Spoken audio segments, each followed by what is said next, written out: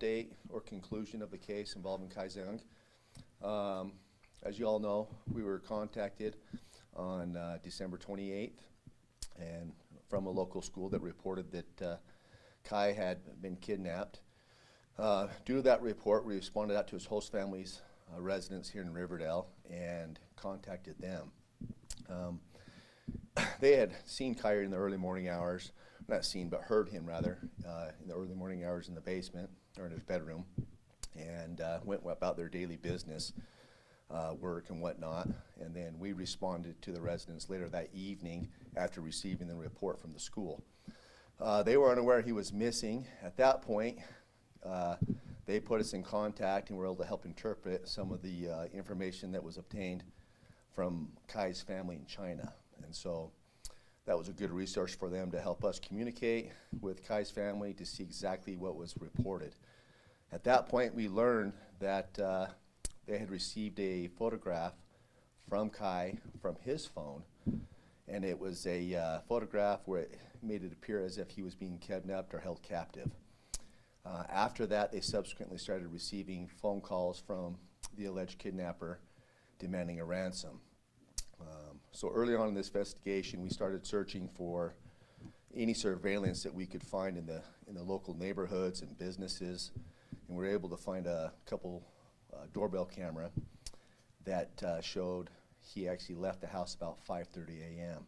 We started doing, our detectives worked vigorously from that point on, doing all kinds of search warrants in regards to phones, bank statements, and we found that the phone was actually turned off about the time he left. So the phone records from the time he left, moving forward, were of little value because the phone was off.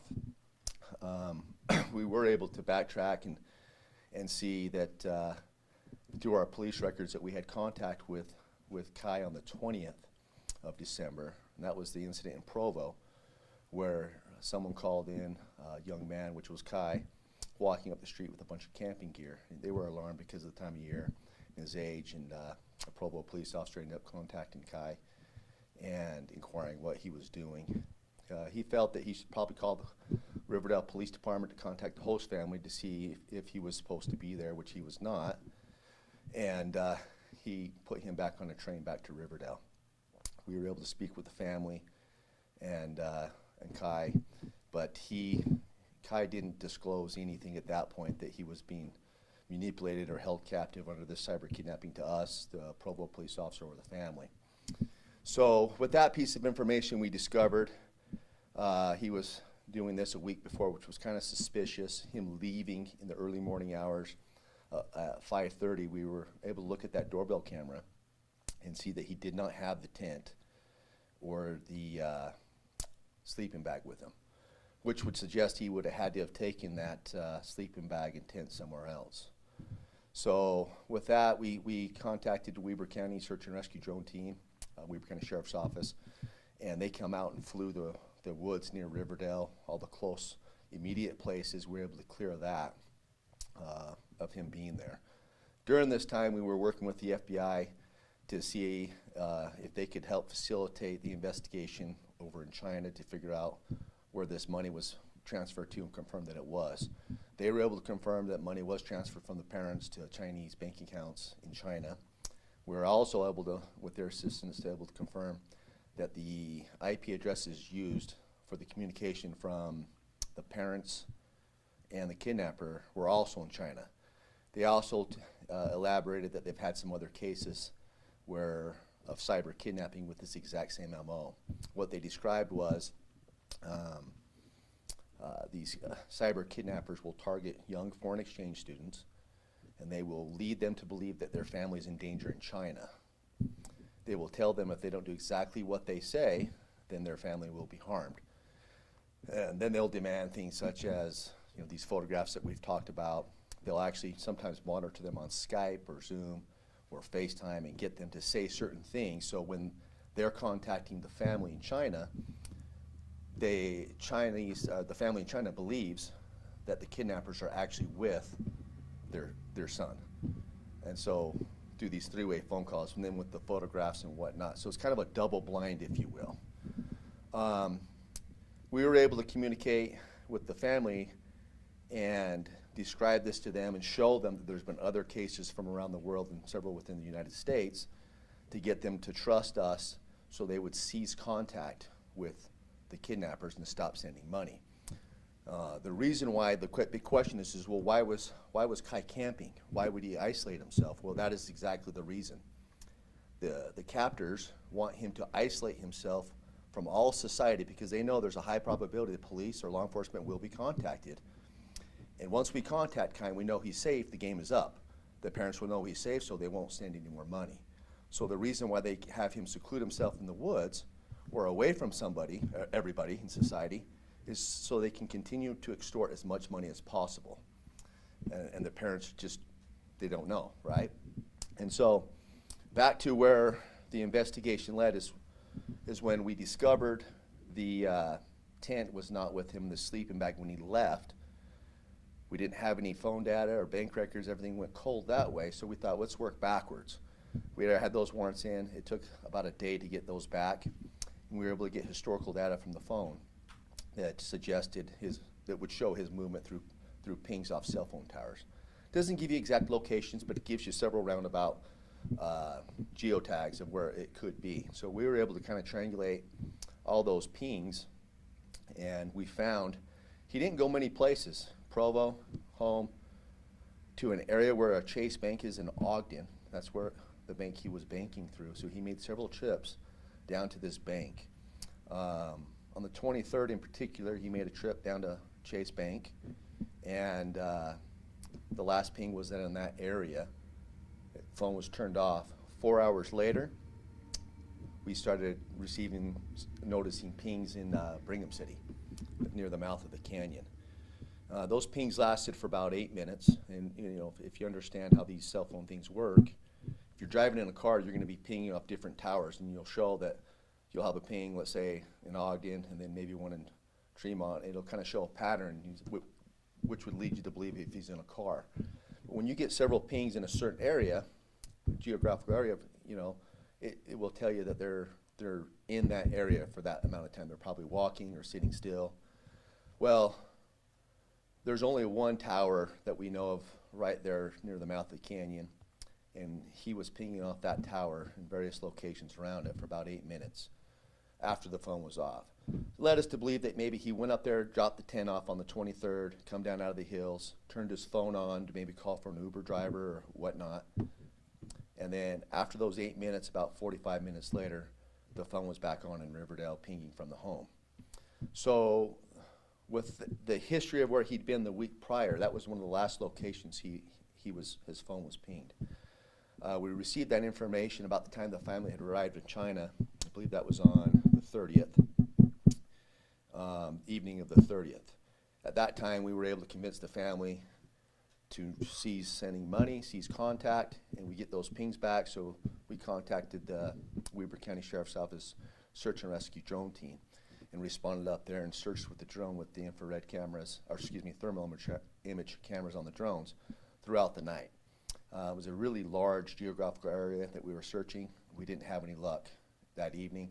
We responded back the following day, which would have been on the 31st, and again had Weber County Sheriff's Office drone team come out and assist us. We deployed DPS helicopter and began searching a rather large area. As that search was going on, Sergeant Derek Ingstrom with Riverdale Police Department was searching up the canyon along the riverbank there. There's a creek down in there that you wouldn't know was there, but down in there is. And he noticed a place that you could cross the creek and decided to go hiking up the mountain looking for Kai. Lo and behold, Sergeant Ingstrom, with some good police work and getting his boots on the ground, was able to locate Kai in his tent.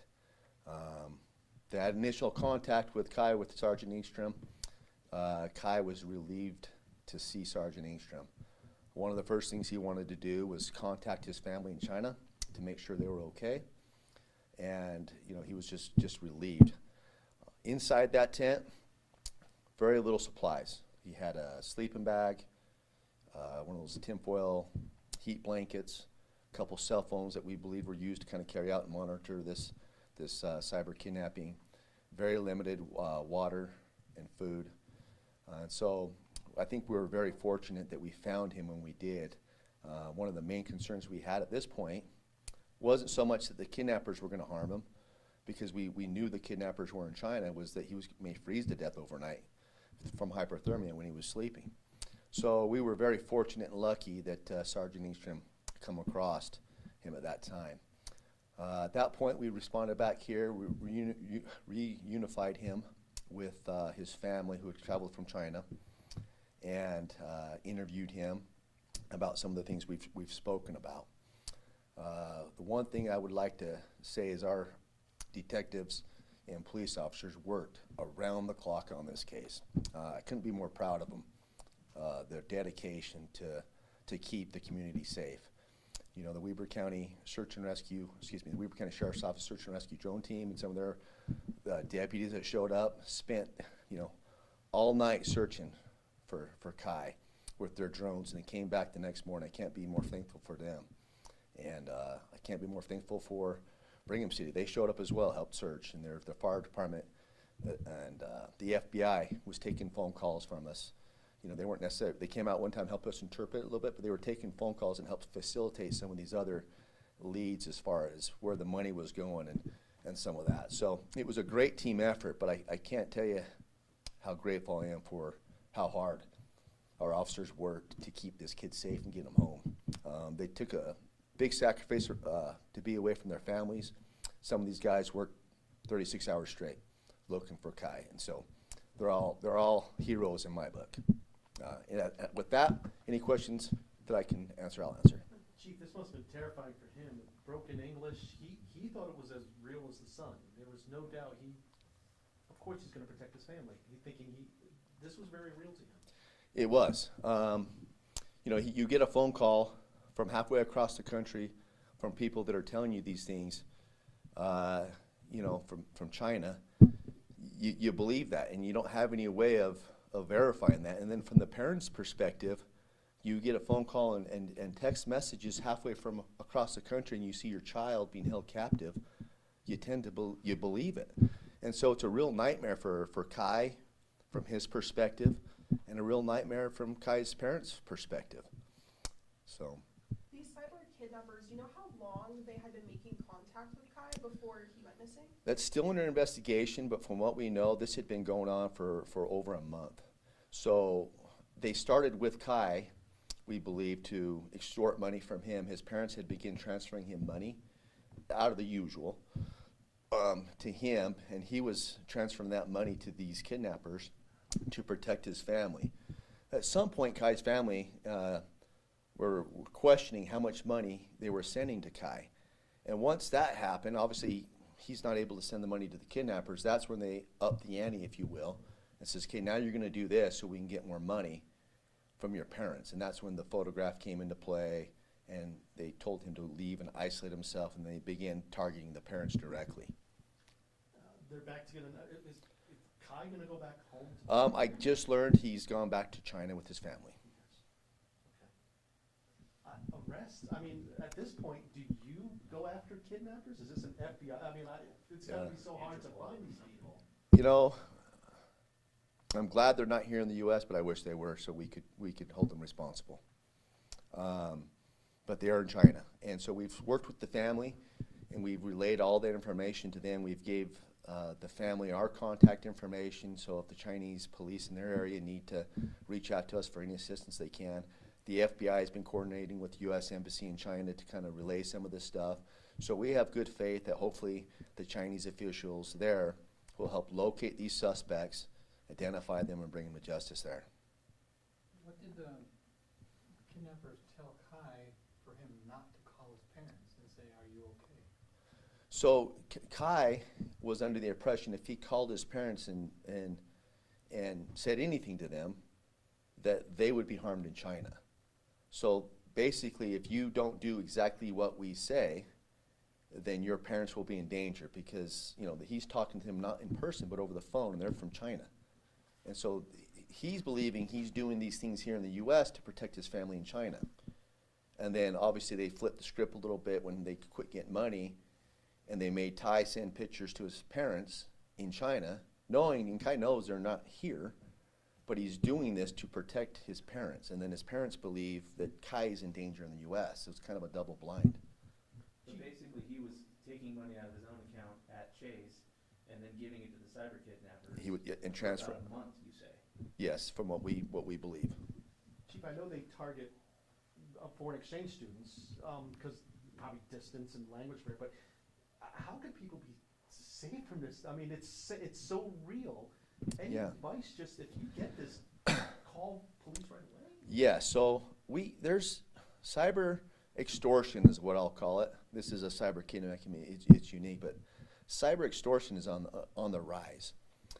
We have these types of cases frequently in Utah where and as an example, someone will engage someone on the internet in a romantic relationship of some sort, and during that relationship over the course of a month, they will maybe send some explicit photos back and forth or things of that nature. And then once they have those, and during that time they've talked about family, friends, where they're from, all the personal things that you think you're sharing with someone that cares about you. And then once they get those photographs or different things, they will use those and say, hey, we're not really who you said we were. You need to send us $5,000 by tomorrow, or else this is going to your place of work. Maybe if you're married, to your spouse, to your mother, to your father, whoever. And then they will use that to extort that money out of fear. And so we have these types of things all the time. This cyber kidnapping was, the target is more of a foreign exchange student, but the one I just described happens weekly here in Weber County, I would say. And so my message to people is if you are being extorted and someone is threatening you and telling you to send the money or else for whatever circumstance it may be, your best thing to do is, first of all, cease contact, don't send money, and contact your local law enforcement officials so you can have some assurance that you're going to be safe, first of all. And second, that's what they want. As soon as you stop contacting them and sending the money, they'll move on to the next victim. But contact police first so you know you're safe or whatever, from whatever threat it may be, and we'll work through the rest.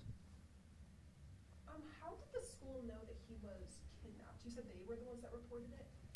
So, yes, that's a good question. So there is a kind of a liaison for the foreign exchange students at this school that works with the families abroad.